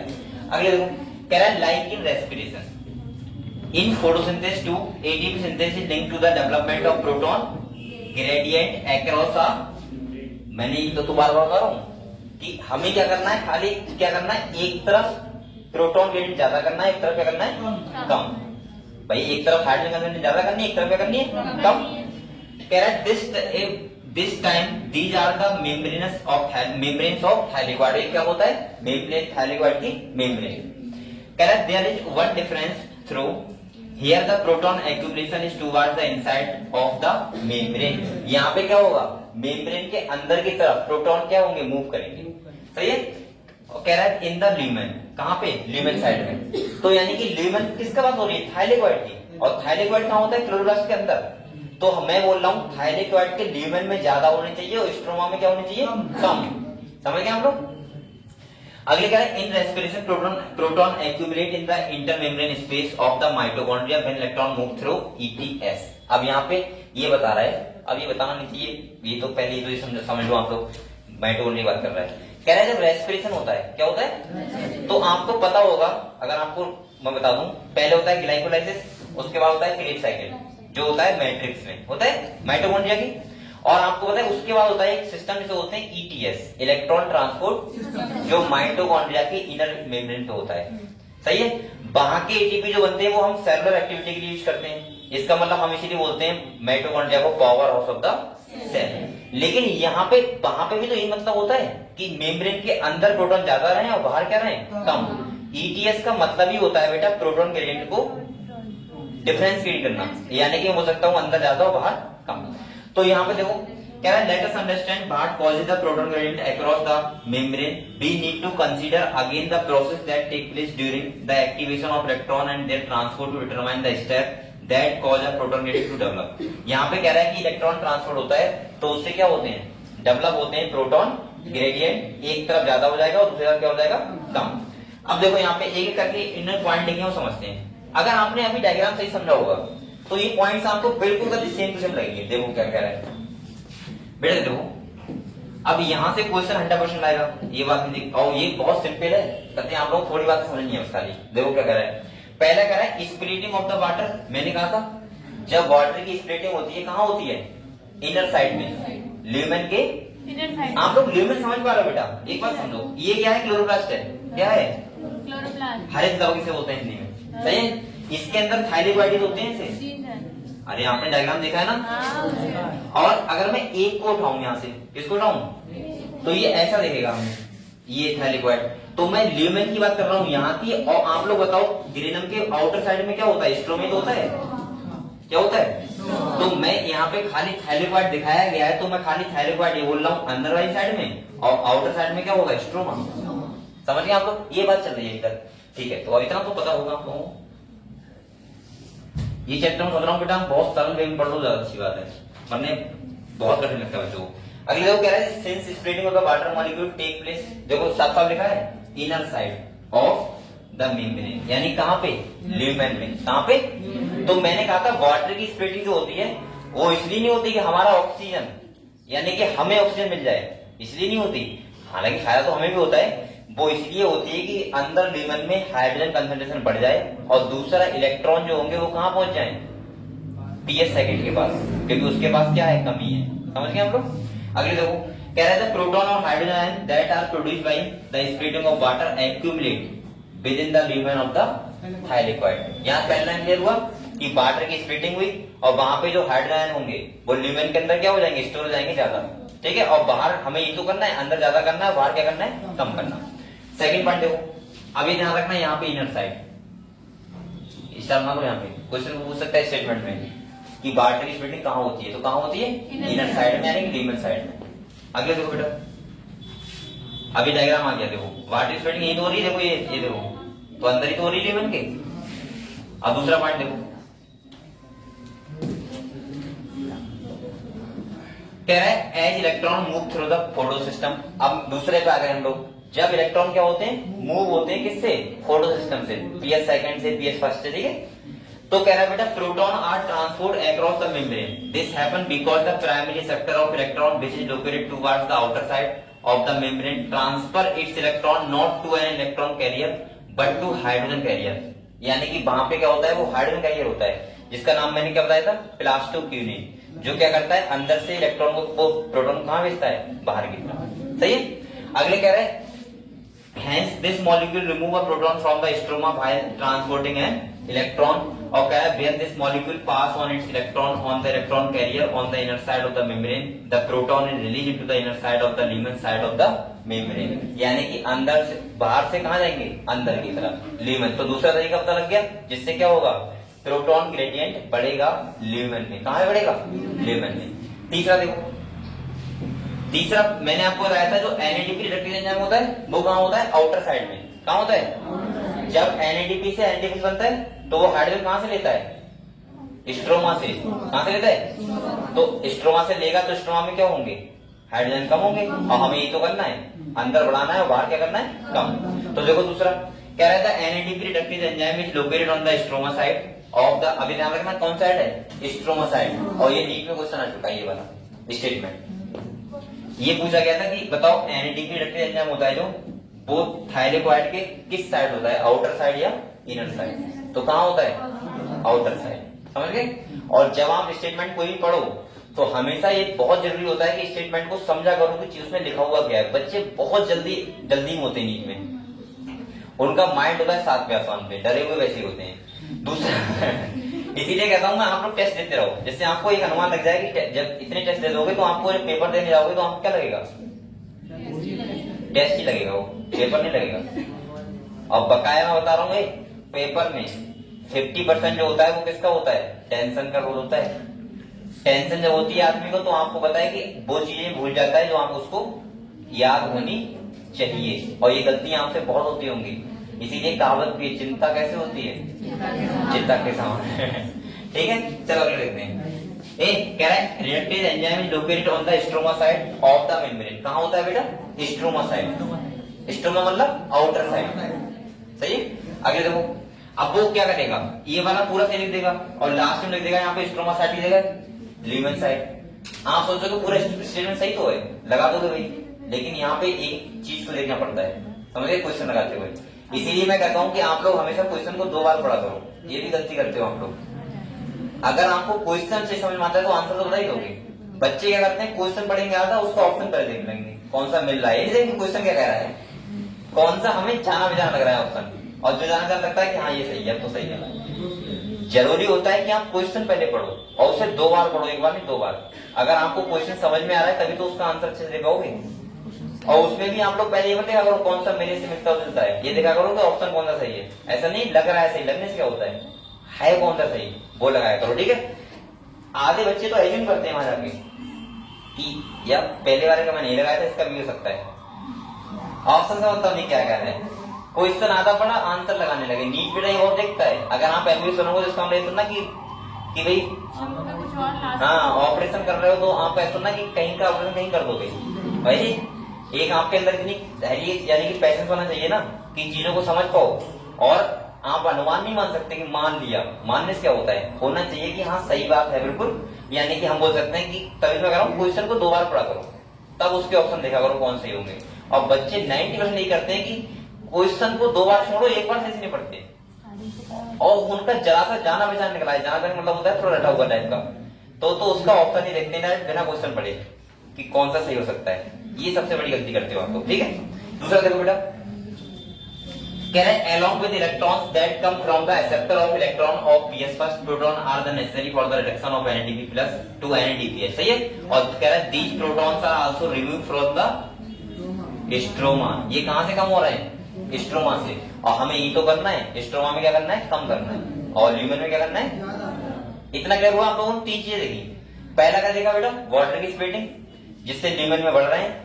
दूसरा हमने देखा कि जब इलेक्ट्रॉन ट्रांसफर होता है तो वहां पे प्लास्टोक्यूरिन क्या करता है, अंदर भेजता है, वो भी बढ़ रहे हैं। और तीसरा मैंने देखा कि एनएडीपी रिडक्टिव एंजाइम कहां होता है, आउटर साइड में, तो वहां पे क्या करता है, वो स्ट्रोमा में कम करता है, रिमूव करता है वहां से। समझ गए आप लोग? अब देखो अगले बेटा, इतना क्लियर हुआ? अभी समझा दूंगा इतना समझ लो पहले। इसके बाद देखो कह रहा है within the chloroplast proton in the stroma decrease in number while in the lumen there is accumulation of proton. Proton कहां ज्यादा हो गए, ल्यूमेन में, किसके, थाइलेक्वाइड के, और कम कहां हो गए, स्ट्रोमा में। कह रहा है this create a proton gradient, ये तो बन गया, across the thylakoid membrane as well as a measurable decrease in pH in the lumen. ये भी इंपॉर्टेंट है एक्सटर्नो, इससे पीएच क्या होती है, कम, किसकी, ल्यूमेन की। वो बेटा पीएच भी हो सकता है, पीएच कहां ज्यादा होती है और कहां कम होती है। तो पीएच अंदर क्या होती है, कम, और बाहर क्या होती है, ज्यादा। इंपॉर्टेंट है स्टर्नो।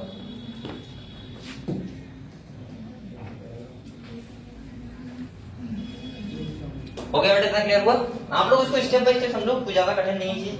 अगले देखो कह रहा है why are we so interested in the proton gradient, हम लोग क्यों बना रहे हैं, तो देखो अगले देखो कह रहा है this gradient is important because it is the breakdown of this gradient that lead to the synthesis of ATP. हम लोग ये प्रोटॉन ग्रेडियंट क्यों बना रहे हैं, जिससे ये ब्रेकडाउन हो और हाइड्रोजन कहां से निकले, F1 एल्किल पार्टिकल से निकले, और वहां पे क्या बने, हमें एटीपी। समझ गए आप लोग? ईटीएस में आपको ये भी बताऊंगा, कॉम्प्लेक्स 5 का ये बात होता है, जहां F1 एल्किल पार्टिकल होते हैं वो होता है कॉम्प्लेक्स 5, और कॉम्प्लेक्स 5 का काम ही होता है खाली एटीपी का फॉर्मेशन। अगले देखो कह रहा है बेटा the gradient is breakdown due to the movement of proton across the membrane to the stroma through the trans membrane channel, और इसका नाम क्या है बेटा, CF0 of the ATP synthase. ये एंजाइम का नाम याद करो, वो नाम याद करो, स्टर्नो। और दूसरा आप लोग बनाओ बेटा, एक बात और ध्यान रखना, अगर S0 F1 पार्टिकल बात होगी तो वो करता होगा माइटोकॉन्ड्रिया की, किस वक्त करता होगा। और अगर CF1 लिखा है और CF0 लिखा है, बात एक ही है, खाली C का मतलब यह है क्लोरोप्लास्ट। क्या है बेटा, क्लोरोप्लास्ट। समझ गए हम लोग? तो वो बात किसी कर रहा होगा, फोटोसिंथेसिस की। बन दोनों जगह सेम ही तरीके से एटीपी रहे हैं, बस डिफरेंस क्या है कि अगर CF1 F0 ऐसे कुछ लिखा हुआ है तो इसका मतलब वो ल्यूमेन हो गया, थाइलेक्वाइड हो गया, ये सब की बात करेगा। और खाली F1 F0 लिखा है तो किसकी बात करेगा, माइटोकॉन्ड्रिया, मैट्रिक्स हो गया, इनर मेम्ब्रेन हो गया, आउटर मेम्ब्रेन, उनकी बात करेगा। ठीक है, क्लियर है इतना? अगले देखो बेटा, अगले कह रहे हैं the ATP synthase enzyme consist of 2 part, one called the CF0 is embedded in the thylakoid membrane, अंदर होता है ना, और कह रहा है and form a transmembrane channel that carrier out facilitate diffusion of proton across the membrane. The other portion कौन सा होता है, F1, और जो कैसा होता है, protrude on the outer surface, तो उसे बोलते हैं इंटीग्रल, इसे बोलते हैं,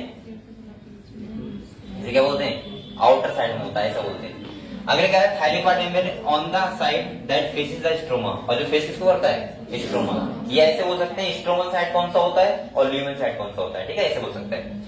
कह रहा है breakdown of the gradient provides enough energy to cause a conformational change in the CF1 particle of the ATP synthase which make the enzyme synthesis several molecule of energy packed ATP, और यहां से क्या बनते हैं, ATP बनते हैं। अगले देखो पूरा पढ़ लो पहले, ठीक है, एक बार फिर सुना दूंगा बेटा। यहाँ पे देखो कह रहा है chemo osmosis require a membrane a proton pump. अब यहाँ क्या क्या जरूरत पड़ती है देखो, पहला क्या होना चाहिए बेटा, मेम्ब्रेन, दूसरा प्रोटॉन पंप, तीसरा प्रोटॉन ग्रेडियंट और चौथा एटीपी सिंथेस एंजाइम होना चाहिए। सही है, तो एक मेम्ब्रेन हो, ये क्या हो बेटा, प्रोटॉन पंप होना चाहिए जो F1 F0 पार्टिकल है, दूसरा प्रोटॉन ग्रेडियंट होना चाहिए, एक तरफ ज्यादा एक तरफ कम, और चौथा क्या होना चाहिए, एटीपी सिंथेस एंजाइम भी होना चाहिए। अगर ये सब चीजें हैं तो इसका मतलब वहां पे कीमो ऑस्मोटिक हाइब्रिड हो सकती है, यानी कि वहां पे क्या बन सकता है, एटीपी का फॉर्मेशन हो सकता है। अगले कह रहे हैं energy is used to pump proton across a membrane to create a gradient और high concentration of proton within the thylakoid lumen ATP synthase has a channel that allow diffusion of proton back across the membrane. This release enough energy to activate ATP synthase enzyme that catalyze the formation of ATP. यानी कि यहाँ पे energy की requirement होती है। सही है, अगले कह रहा है बेटा along with the ATP produced by the membrane movement of electron the ATP will be used immediately in the biosynthetic reaction. आप लोग बताओ इसके बाद ये ATP का फॉर्मेशन वो यूज कहाँ होगा, डार्क रिएक्शन में, और डार्क रिएक्शन को बोलते हैं biosynthetic reaction taking place in the stroma responsible for fixing CO2 and synthesis of sugar glucose। Clear हुआ? तो आप लोग एक बार रिवाइज करना इसे, और इसके बाद मैं एक बार और सुना रहा हूँ, ठीक है।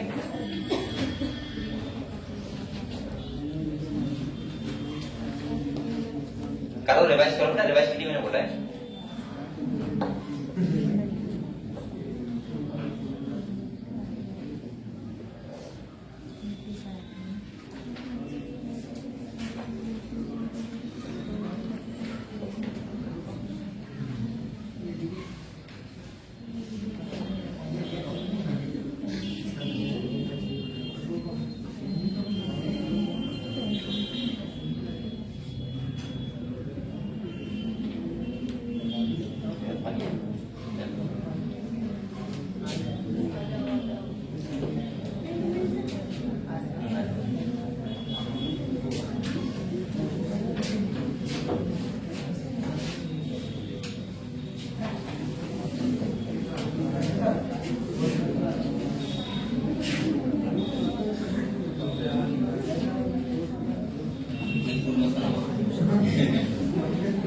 पढ़ाई करना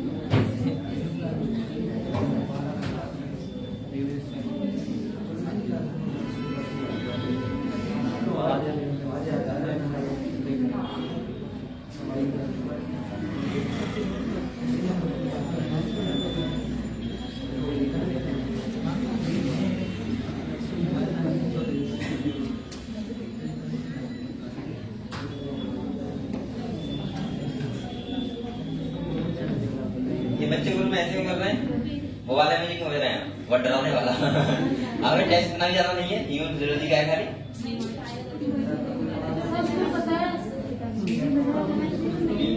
अरे आप लोगों की अगर मतलब की बात वगैरह तो सिर्फ बैठ किया करो, ऐसे नहीं करते,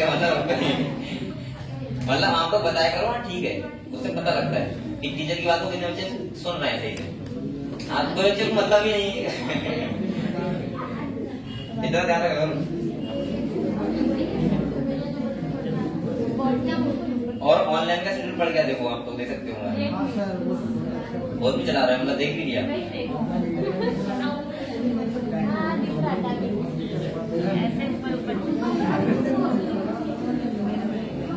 आप लोग बेटा ये मैं अपने लिए नहीं कर रहा हूँ, कोई भी टीचर को ग्रुप में भेजा करे, एक नॉर्मल बात भेजा रहा है, रेप किया करो, ठीक है, उससे पता लगता है कि बच्चे कितने इन्फ्लुएंस है टीचर के प्रति, कितने चीजों को केयरफुली सुन रहे हैं।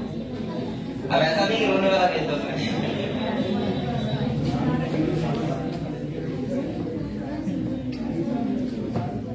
चलो बताओ, बातें करनी है आप लोगों ने, आप इधर पढ़ लो थोड़ा सा।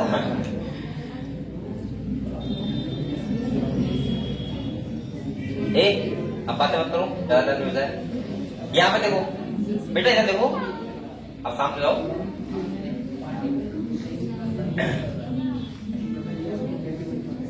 कौन बोल रहा है? ठीक है, शांत हो गया सब, ठीक है।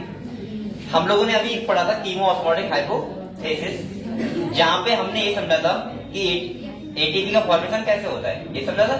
तो मैंने बताया कि हमने ये देखा था कि थाइलेक्वाइड जो होता है उसके ल्यूमेन में प्रोटॉन ग्रेडियंट ज्यादा होने चाहिए और आउटर साइड में कम होना चाहिए। इसके मैंने 3 तरीके देखे। पहला देखा एटीएस, इलेक्ट्रॉन को ट्रांसपोर्ट करके, जिससे वहां पर ध्यान रखना प्लास्टोक्यूरिन, ठीक है, जो ट्रांसपोर्ट करता है किसको, अंदर की साइड में करता है हाइड्रोजन आयन को। दूसरा आप लोगों ने देखा कि जो एनएडीपी रिडक्टेज होता है वो आउटर साइड में होता है, कहां पे, स्ट्रोमा में, और स्ट्रोमा में होता है तो मैं बोल सकता हूं कि वहां पे वो स्ट्रोमा में हाइड्रोजन कंसंट्रेशन क्या करता है, कम करता है, सही है। और तीसरा हमने देखा कि वाटर की स्प्लिटिंग होती है, तो वहां पे ल्यूमेन साइड में होती है, और ल्यूमेन में होगी तो वहां पे हाइड्रोजन कंसंट्रेशन क्या होगी, बढ़ जाएगी, ठीक है। मैंने कहा वहां पे क्या होते हैं, F0 F1 पार्टिकल लगे होते हैं, जिससे जब हाइड्रोजन बाहर निकलते हैं तो वहां पे एटीपी एंजाइम की प्रेजेंस में एक्टिव रहता है, उसकी प्रेजेंस में यही तो करवाते हैं, हाँ, और ये तो होते हैं, और क्या, प्रोटॉन यहीं से तो आता है F0 और F1 से, सही है। और एटीपीएच की प्रेजेंस में यहाँ पे क्या बन जाता है, एडीपी प्लस इनऑर्गेनिक फॉस्फेट से क्या बन जाता है, एटीपी। और ये यही थी तुम्हारी क्या, कीमो ऑस्मोटिक हाइपोथेसिस, क्लियर।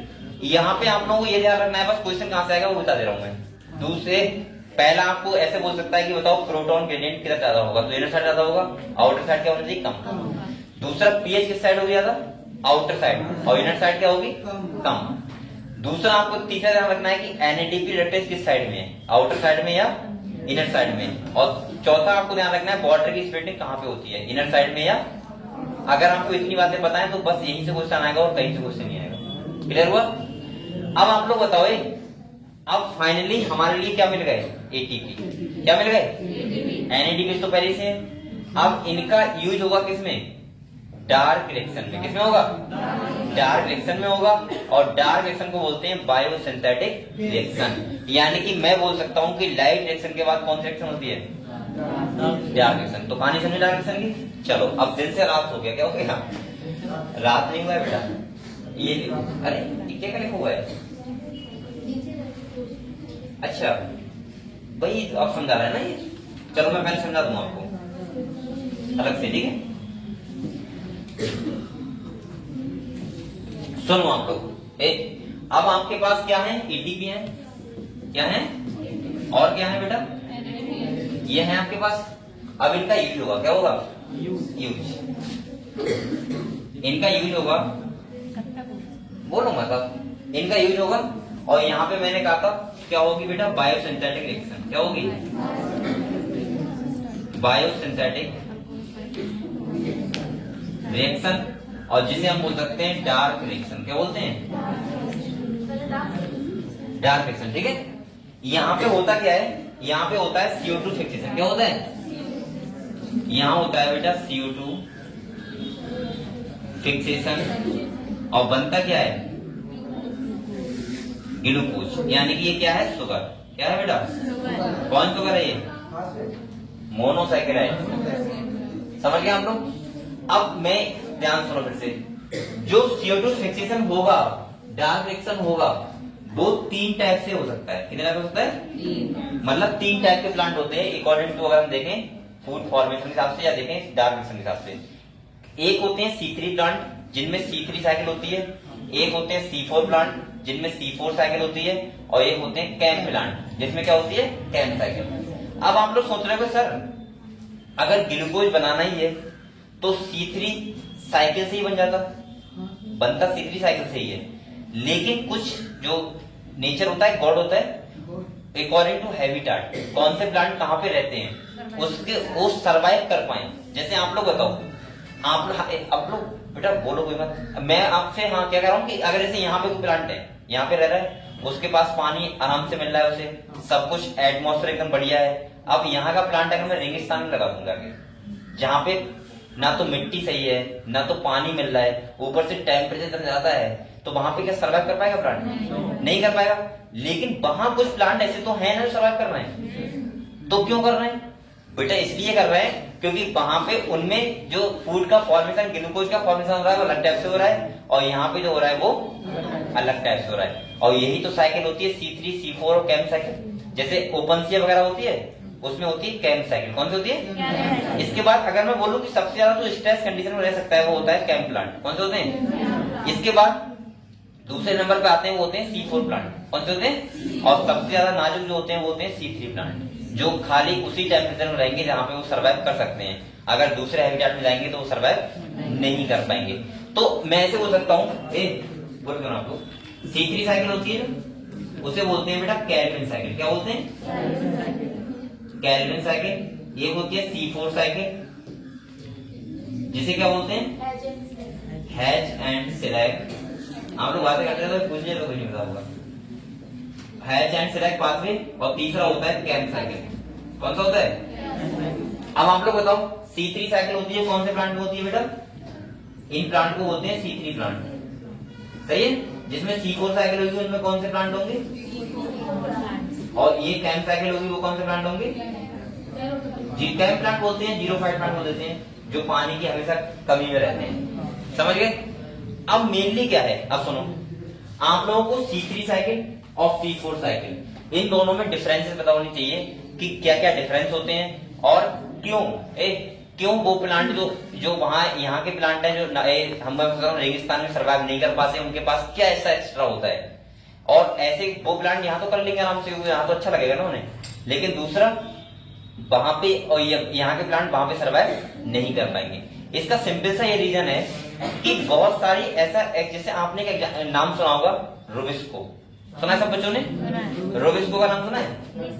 अब ये मैं कार का नाम नहीं बता रहा हूँ, रुबिस्को ये एक एंजाइम का नाम है। और आपने बायोमोलिक्यूल्स में एक लाइन पढ़ी होगी, ये नीट में क्वेश्चन आ चुका है कि सबसे ज्यादा जो प्रोटीन मोस्ट अबंडेंट एंजाइम धरती पे है पूरे बायोस्फीयर पे, तो कौन है? रुबिस्को। अच्छा ये बताओ, दूसरा एनिमल वर्ल्ड में कौन सी प्रोटीन सबसे ज्यादा है? कोलेजन। और ये क्वेश्चन नीट में दोनों आ चुके हैं, ये भी आया रुबिस्को वाला और कोलेजन वाला भी आया, सही है। अब देखो इधर देखो बेटा, ये रुबिस्को एक एंजाइम होता है, सही है, जिसकी प्रेजेंस में बोल सकता हूँ CO2 फिक्सेशन होता है। क्या होता है? CO2 fixation. लेकिन ये पता है दो, ये थोड़ा सा ऐसे टाइप का होता है, मतलब होता नहीं है जो ऐसे पर्सन होता है, दो टाइप से होता है। मतलब ये क्या करता है, अगर इसके पास CO2 ज्यादा है, क्या रहता है? CO2, तब तो ये करता है कार्बोक्सिलेशन। क्या करता है? और आपको पता है CO2 को फिक्स करता है बेटा, क्या बनाता है? ग्लूकोज। लेकिन अगर दो केस से O2 ज्यादा मिल गई, समझ गए, अगर इसे O2 ज्यादा मिल गई, ऑक्सीजन ज्यादा मिल गई, तो ये बेटा करता है ऑक्सीजनेशन, यानी कि हम बोल सकते हैं इसे फोटो रेस्पिरेशन। क्या करवाता है? अब यहाँ पे क्या होता है देखो, यहाँ पे ग्लूकोज उल्टा नहीं बनता है। एक तो प्लांट को CO2 फिक्स करनी चाहिए, वो भी नहीं करता है, और दूसरा ऑक्सीजन हमें देनी चाहिए, वो भी रिसीव कर लेता है, और तीसरा बनना चाहिए ग्लूकोज, उसका भी फॉर्मेशन नहीं होता है। और उल्टा होता क्या है, ग्लाइको एक एसिड होता है, इसका नाम होता है ग्लाइको, वो फॉस्फोग्लाइकोलिक एसिड, उसका फॉर्मेशन होता है, और वो प्लांट के लिए क्या होता है? हानिकारक, सही है, वेस्टफुल प्रोसेस होती है। बल्कि एटीपी जो लाइट रिएक्शन से बने थे वो भी क्या हो जाते हैं? खर्च हो जाते हैं। तो मैं ऐसे बोल सकता हूँ कि जो एटीपी बने वो भी खर्च हो गए। दूसरा बेटा, यहाँ से अगर ऑक्सीजन से बाइंडिंग कर लिया तो इसका मतलब कोई ना CO2 फिक्सेशन होगा, प्लांट को ग्लूकोज भी नहीं मिलेगा, और इसका मतलब ये होता है कि हमें इसको रुबिस्को एंजाइम को, जो C3 प्लांट होते हैं, C3 प्लांट वो करते हैं फोटो रेस्पिरेशन, तभी तो बहुत नाजुक होते हैं। जैसे ही पहुंचे स्ट्रेस कंडीशन में, कहानी खराब, क्योंकि वो करने लगेंगे क्या? Photo respiration. अब उन्हें प्लांट में ये ग्लूकोज वो तो बनेगा नहीं, फालतू का प्रोडक्ट बनेगा, और एटीपी और खर्च हो जाएंगे। इसीलिए बेटा C4 और कैम प्लांट होते हैं, भगवान ने एक ऐसा, मतलब नेचर ने एक ऐसा बनाया गॉड ने, कि उनके अंदर फोटो रेस्पिरेशन नहीं होता है। और जब क्यों इसलिए नहीं होता है, क्योंकि रुबिस्को एंजाइम होता है, इसको अंदर छिपा दिया जाता है। एक सेल होती है, बोलते हैं बंडल सी सेल, और वो गैस के लिए क्या होती है? इम्परवियस, ना तो वहां O2 जाएगी, ना ही हम CO2 किसी दूसरी फॉर्म में लेके जाएंगे, समझ गए। और वहां पे भी हम करवाएंगे कौन साइकिल? C3 cycle. ये सब कहानी आपको अच्छे से पता लगेगी। आप लोग पहले जितना मैं समझा रहा हूँ, तो हम लोग रुबिस्को एंजाइम है, अगर इसके पास CO2 ज्यादा, CO2 से बाइंड, O2 ज्यादा, O2 से बाइंड। अब तो इसका मतलब ये है कि यहाँ पे मेन इंजन रुबिस्को है। हम लोग अब पढ़ेंगे तो बस साइकिल पे आते हैं, ठीक है। अगर ज्यादा डिटेल में जाओगे तो आपको कंफ्यूज होगे, एक एक करके स्टेप बाय स्टेप पढ़ते हैं, ठीक है। अगर अभी मैं फोर्ड रेसिप्रोकल के बारे में बात करूंगा तो यहाँ सोचोगे पता नहीं क्या चल रहा है यहाँ पे। चलो, तो अभी मैंने इतना बताया खाली आप लोग सुनो। मैंने कहा लाइट रिएक्शन हुआ जिसमें दो टाइप से फोटोफॉस्फोरेशन हुआ, एक हुआ साइक्लिक और दूसरा नॉन साइक्लिक। साइक्लिक हुआ तो उसमें एटीपी बना, नॉन साइक्लिक में एटीपी एनडीपीएस दोनों बना लिया हमने, ठीक है, जो बनाना था। अब होगा क्या डार्क रिएक्शन प्लांट के अंदर, और मैंने कहा था अभी ग्लूकोज बनाए क्या? अभी तो ग्लूकोज नहीं बनाए भाई। आप लोग खाना बनाते हो, क्या करते हो, क्या करते हो? पहले खा लेते हो, पहले तैयारियां करते हो। तैयारियों का मतलब क्या करते हो भाई? पहले फूल आलू काटे आओगे हाँ, मार्केट से लेके आओगे, फिर काटोगे, उसको तैयार करोगे, पहले तैयारियां करते हो ना, उसके बाद पकाते हो, फिर खाते हो। ऐसे प्लांट करता है, पहले उसने एडीपी एनडीपी बना लिया, अब करेगा डार्क रिएक्शन। क्या करेगा? पहले लाइट होगी, हाँ, तो अब तो डार्क रिएक्शन हम पढ़ेंगे ना, वो तो हमने पढ़ लिया।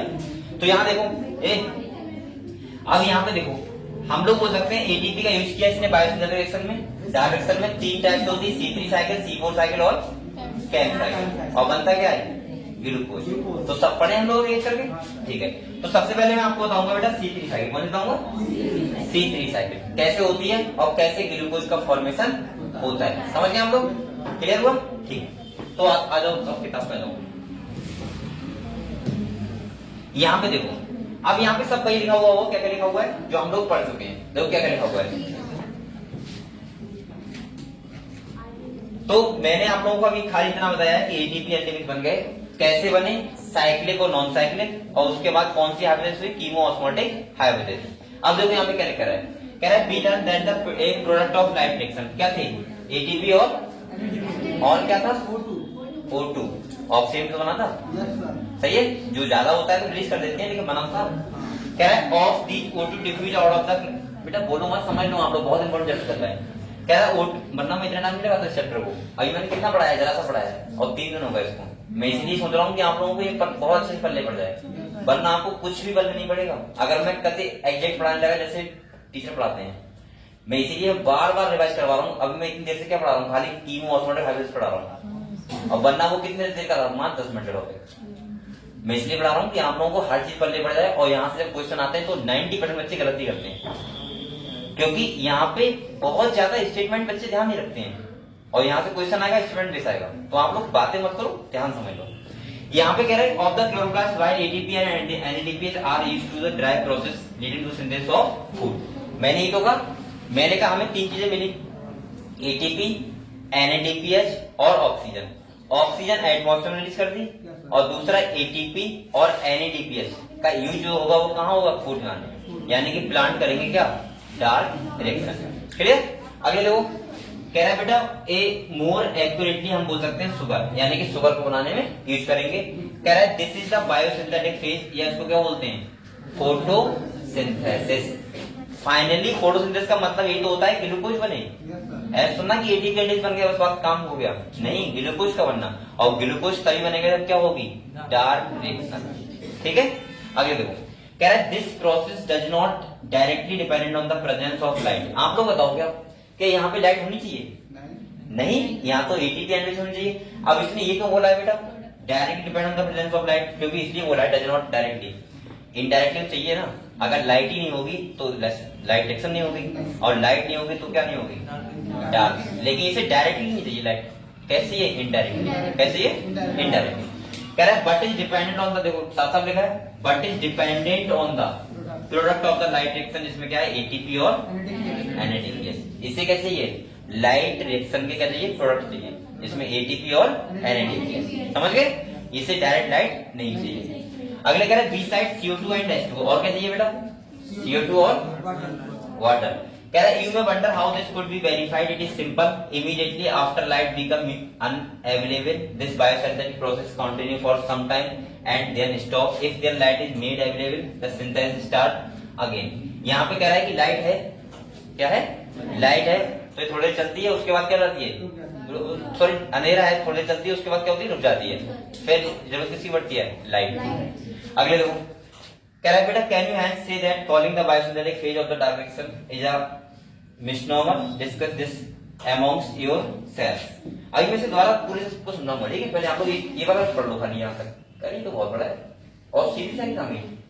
हाँ यहाँ से स्टार्ट है, ये तो मैं पूरा पढ़ाऊंगा, ठीक है? आप सीधी जाके दोबारा बताऊंगा। यहाँ पे ये पढ़ लो पहले, लर्निंग कब कौन सी लिखनी है। अगले कह रहा है, देखो कह रहा है let us now see how the ATP and ADP are used in the biosynthetic phase. We saw earlier that CO2 is combined with H2O to produce C, क्या बनता है? CH2O, वही ग्लूकोज कह रहा है, ऑफ शुगर और sugar. It was of interest to scientist to find out how this reaction proceed और rather what was the first product form when CO2 is taken into a reaction of fix. आप लोग बताओ, C3 cycle हो गई, C4 हो गई, केम cycle, क्या first product अलग नहीं बनता है? जैसे सीधी साइकिल कौन बनता है? फॉस्फोग्लिसरिक एसिड, नहीं पता है आपको? PGA, phosphoglyceric acid. उसमें कौन बनता है बताओ? ऑक्जेलो एसिटिक एसिड, जो 4 कार्बन कंपाउंड होता है, इसीलिए बोलते हैं C4 साइकिल। और PGA होता है 3 कार्बन कंपाउंड, इसीलिए बोलते हैं C3 साइकिल। समझ गए? ठीक है। अगले लोग क्या करें, तो ये फिक्स है, कौन सा प्रोडक्ट बनना है? अगले कहा गया जस्ट आफ्टर, कहां पे थे? हाँ सही, fix. Just after world war second among the several effort to put radio isotope to beneficial use, the work of Melvin Calvin is exemplary. The use of radioactive C14 by him in algal photosynthesis study led to the discovery that the first CO2 fixation product was a 3 carbon organic acid, और जो कौन सा था? Phosphoglyceric acid. अब ये क्या है phosphoglyceric? अभी मैं बताऊंगा। सीधी साइकिल जब होगी तो वहां पे फर्स्ट कंपाउंड बनेगा, तो कौन सा बनेगा? Phosphoglyceric acid. अगले कह रहा है he also contribute in working out the complete biosynthetic pathway, hence it was, इसीलिए इसको बोलते हैं कैल्विन साइकिल। क्या बोलते हैं? कैल्विन, क्योंकि इसकी डिस्कवरी किसने की थी? कैल्विन, मेलविन कर रहे थे। अच्छा, इनके नाम भी अच्छे, तो कितना अच्छा लग रहा है। साइकिल का नाम है कैल्विन साइकिल। अब इधर के साइंटिस्ट होते, जैसे नरेश बेटा नरेश पाल होता, तो ये क्या रखता साइकिल का नाम? नरेश साइकिल। कितना अजीब लगता। हर पाल साइकिल, हाँ मतलब अब इधर के नाम ही ऐसे हैं, तो मैं क्या करूं?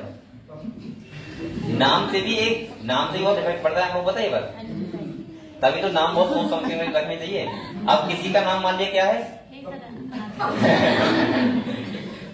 और खुद अच्छा नाम है, मैंने ऐसे नाम देखे, किसी का नाम तोता राम है। अब ये कौन सा नाम हुई? और उससे तोता राम नहीं कहते, उससे उसका नाम और चेंज कर देते हैं, उससे कहते हैं तोती है। तो नाम भी एक अच्छा होना चाहिए, नाम से बहुत इफेक्ट पड़ता है। कहते हैं सही है। और इसीलिए आपने देखा है अधिकतर साइंटिस्ट जो हैं वो कहाँ के हैं? विदेशों के, और उनके नाम भी लगभग अच्छे हैं। जैसे कैल्विन साइकिल अच्छा लग रहा है। अब यही होता है हरदयाल साइकिल कैसा लगता है तो कहीं ना कहीं इससे इफेक्ट पड़ता है, समझ गए? इसीलिए कोशिश करना कि जो भी नई जनरेशन का बच्चा आए उसके नाम भी अच्छा होना चाहिए। और दूसरा पता क्या होता है?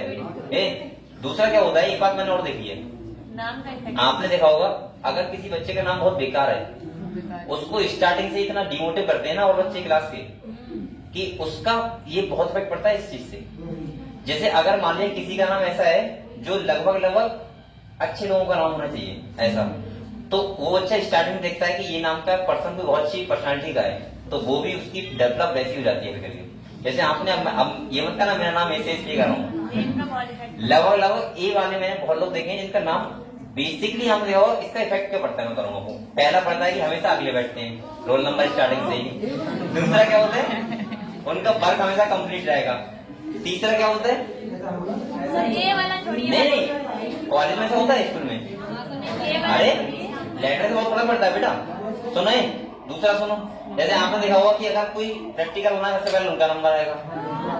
अरे ये बयाना कर रहा है, होता है ऐसा ना अल्फाबेट के हिसाब से आता ही है। हाँ, तो इसीलिए कोशिश किया करो कि कोई जनरेशन उसका नाम ए से हो। जैसे अभी एग्जाम्पल बता रहा हूँ, जैसे बुमराह का लड़का हुआ है, आप जानते हो क्रिकेटर जानते हो, उसका नाम क्या है बताओ? अंगद, ए से नाम है। विराट कोहली लड़का हुआ है, क्या नाम पता है आपको? अक्काई, ए से नाम है। अभी जस्ट 10 दिन पहले रोहित शर्मा का लड़का हुआ है उसका नाम पता क्या है? उसका नाम है अमन, ए से। तो ये लोग पागल तो है नहीं जो 20 रख नहीं रख रहे हैं, एसी रख रहे हैं, तो कोई ना कोई इसका इफेक्ट पड़ता है। ठीक है, मैं ये बता रहा हूँ। अगले देखो, मैं आप लोगों को अच्छा नॉलेज देता हूँ ना फालतू की। टाइम हो गया क्या? चलो ठीक है, इसके बाद हम लोग कल पढ़ते हैं। ठीक है, ठीक।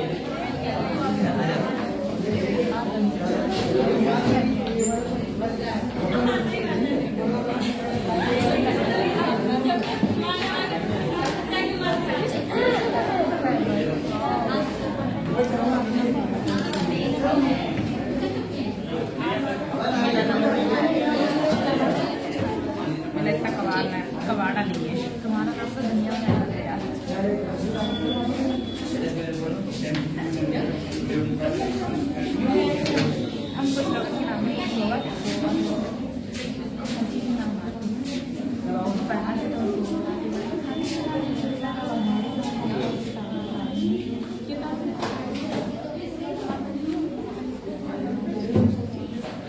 मतलब आ जाए कोई बाहर से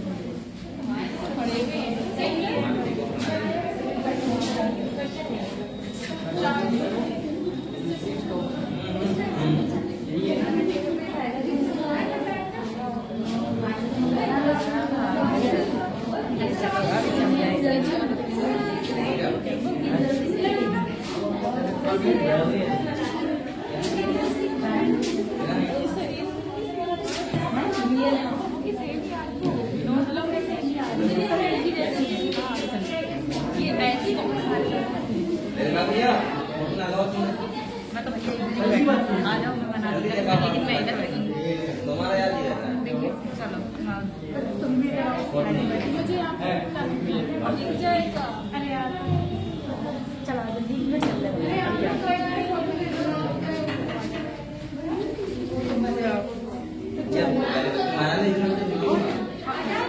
बच्चों का याद नहीं। अभी रुक जाओ।